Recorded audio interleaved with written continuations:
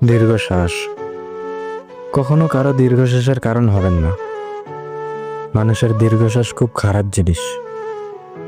আপনি কাউকে ঠকিয়েছেন, কাঁদিয়ে শাসিয়ে হৃৎপিণ্ডে আগুন লাগিয়ে চলে গেছেন, কষ্ট দিয়েছেন, অতিরিক্ত অবহেলা করেছেন। যে মানুষটা আপনাকে অন্ধের মতো বিশ্বাস করত, তার বিশ্বাস ভেঙে দিয়েছেন।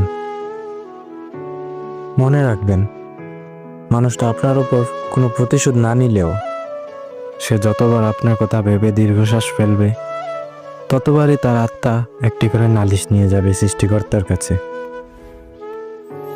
সৃষ্টিকর্তা সব দেখেন। কাউকে ঠকিয়ে যতই সুখের সাগরে ভাসেন না কেন, কারো মনে আঘাত দিলে সেটার শাস্তি এই দুনিয়াতেই ভোগ করতে হয়। মানুষটা মাফ করে দিলেও প্রকৃতি কাউকে মাফ করে না, প্রকৃতি কাউকে মাফ করে দেয়ও না। আপনার এই শাস্তি এই দুনিয়াতেই ভোগ করতে হবে। তাই কখনো কারো দীর্ঘশ্বাসের কারণ হবেন না।